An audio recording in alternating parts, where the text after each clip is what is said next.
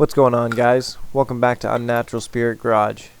In today's video we tear down our Canadian-made Mckinnon 283 small block and talk about the history of Mckinnon Industries and our 283's origins. If you enjoy the video, don't forget to leave a like and hit that subscribe button down below. Let's get into it. So before we even talk about the 283 or Mckinnon Industries for that matter, let's go back to September 19th, 1854. When Lachlan Ebenezer Mckinnon was born in Owen Sound, Ontario, to John and Elizabeth Mckinnon. Lachlan's father was a Presbyterian minister of Scottish descent, dying when Lachlan was only 10 years old. Lachlan's mother, Elizabeth, continued to raise him and his siblings in Owen Sound while Lachlan completed high school and started working at a hardware store at just 14 years old. Lachlan later left Owen Sound for St. Catharines sometime between 1871 and 1872, staying at a boarding house while also starting a job as a clerk with the Andrew Jeffrey & Company. At age 21, in 1875, Lachlan began a partnership with Andrew Jeffrey, changing names solely to Mckinnon & Company.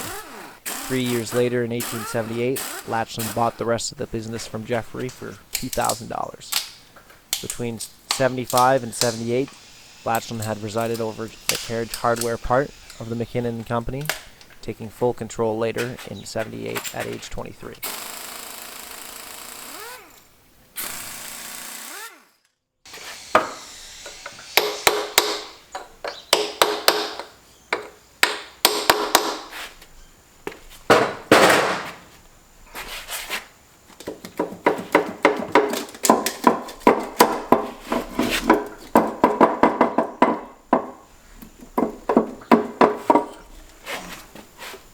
So here's some quick shots of the Mckinnon stamps that are on the block and heads, and as well as the original tag still around the distributor marked Mckinnon Industries.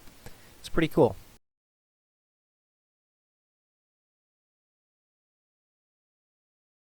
Hardworking and motivated, Lachlan continued on making another partnership and expanding his interests in fabricated goods such as wagon and saddle hardware, adjustable carriage dashes, gears, and later on other items such as bicycles and chains, and even suspender buckles. Later, repeating the same pattern when ending his partnership with James F. Mitchell, Mckinnon took full control, renaming to Mckinnon Dash and Hardware Company.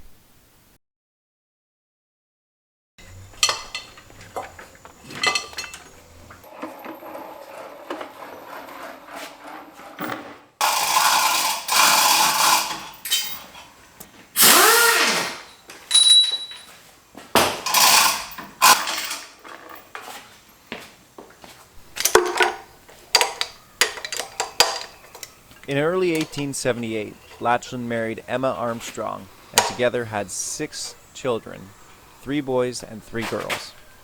Mckinnon later moved his family farther south to Buffalo.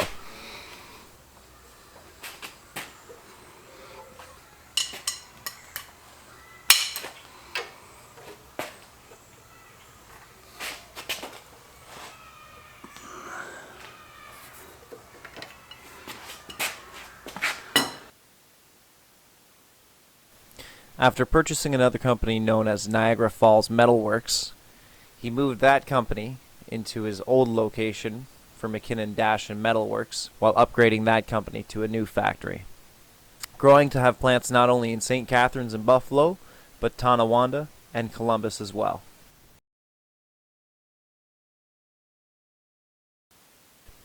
In 1909, he started making chain using electric welding, a relatively new process at the time, for various uses in tractors, carriages, and for the first time in automobiles.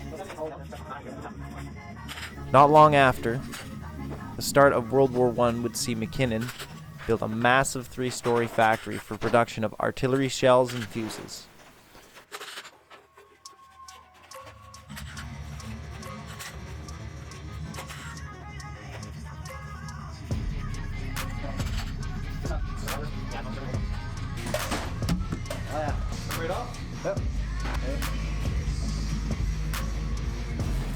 Oh, rod's already numbered. There you go. Sweet.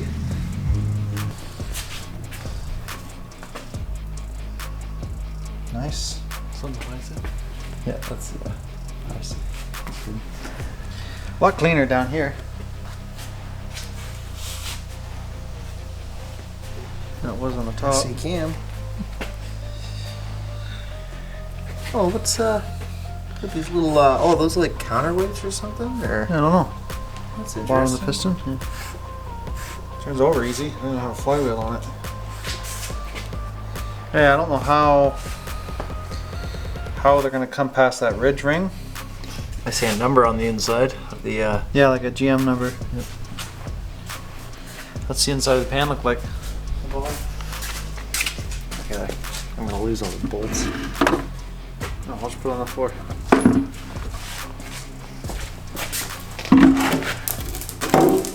Yeah, there's where the pickup was sitting. Yeah, a little ugly. Really, huh? Ooh, there's a little bit of a good thing. Another Mckinnon one, maybe? It's got an F in it, a square and an F. It's weird. Caps. So here's that shaft that the distributor would run on the oil pump.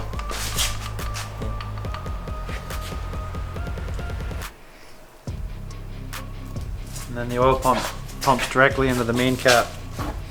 First main cap.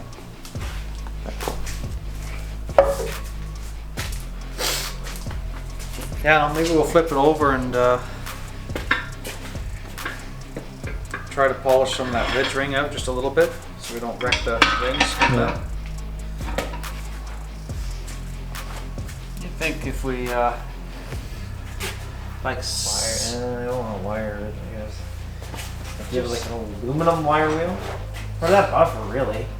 Well, I was Green thinking buffer? if I got a piece of plywood or something round, like something round, the right size, and then just put it in there and then just went against it. And just deep enough that it's going to do that, right? Yeah. For the first quarter inch. Change came quickly during and after the war, seeing McKinnon Chain in Canada merge with Columbus Chain in America to further fuel cross-border sales from Columbus Chain's improved production and contacts and McKinnon's electric welding process.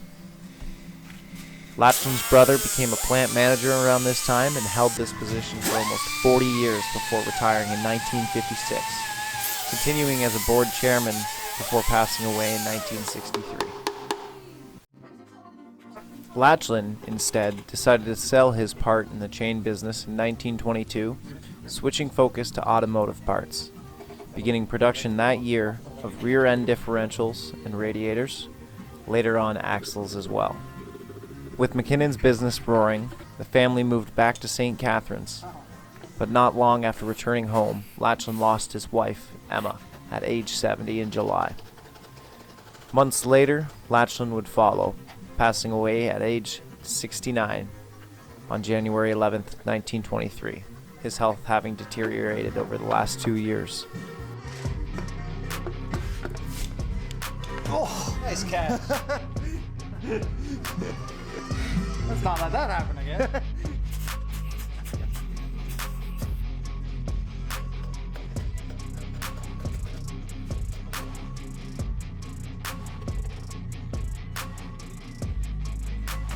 Yeah, maybe we just put rod bearings in it, you know, like the rod bearings aren't even that bad, they're just pitted a couple spots, but they're not even down to the copper, like they're not even worn.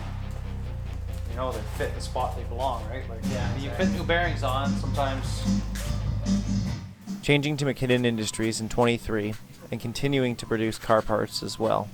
Mckinnon Industries was purchased by General Motors in Canada in 1929, keeping the name until February 1969.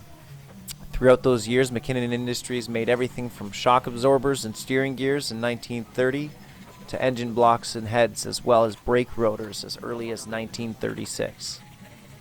Although the plant in St. Catharines seemed to stride through the Great Depression of the 1930s, many years later, and not long after the recession of 2008, in early 2010, the plant was closed.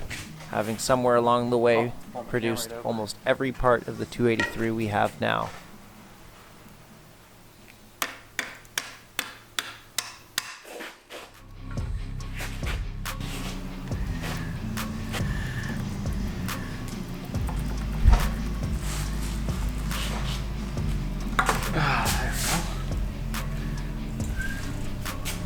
Oh, so it is a steel gear, not a not one of those composite deals.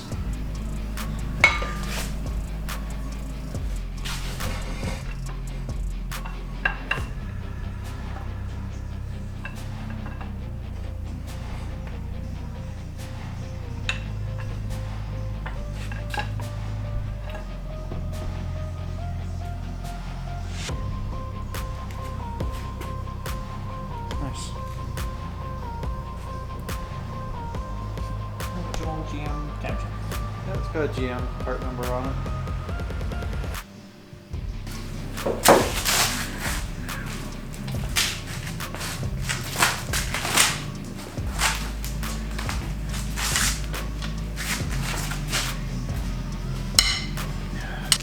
Oof, cam bearings look gooched. Oh, the timing chain's looking like that, right? Yanking on it. Yanking on the cam. Yeah, it just looks like there's one spot that's burnt up. That would make sense, right? Because it's always the torque of the timing chain, like the slack coming around and pulling on the cam. At least that's what I would think. Oh, that's a deadlifter right there. There's a couple deadlifters, Oh. I think.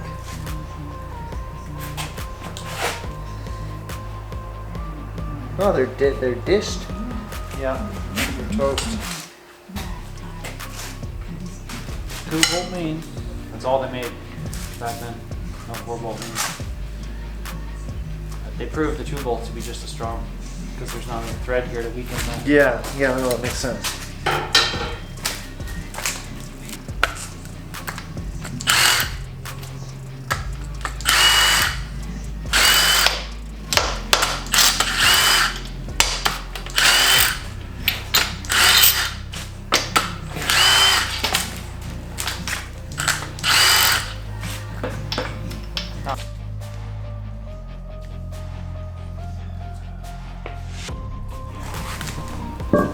Nice.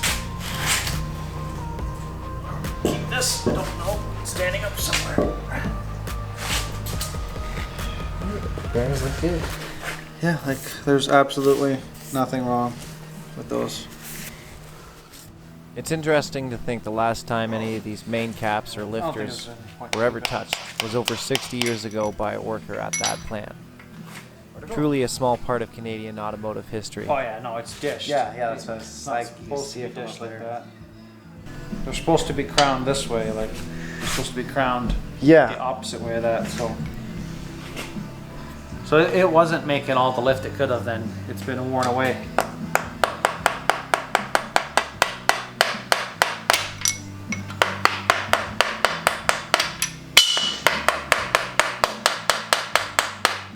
Put a straight edge across it, you'll be able to see. Yeah, you know, you can actually see them over here too. If you guys enjoyed the video, leave a like and subscribe down below, and let me know in the comments if you'd like to see more automotive historical content. I'll leave links in the description below of where I found most of this information. Thanks for watching. I hope you guys enjoy the rest, and we'll see you in the next one. Hey, not much holding those. What do you think about that? This one I can't get. There you go. Even all that stuff. Oh, here we go. Want some sand? Oh yeah, oh my god. Weight reduction. Oh, it's full. Oh, everything's done. That's crazy.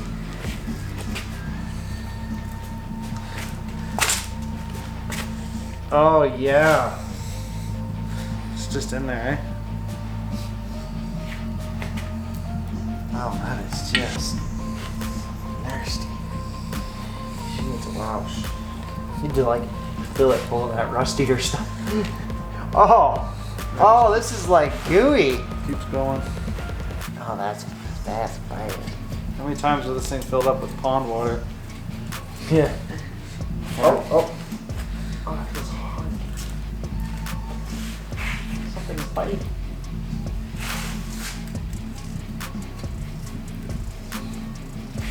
Two plugs in the back too that'll have to come out after it comes off of here. Oh yeah, okay, look in the cam bearings now and see the copper? Yeah. Like look at the front one from here, down the light. Yeah. That means down to the copper.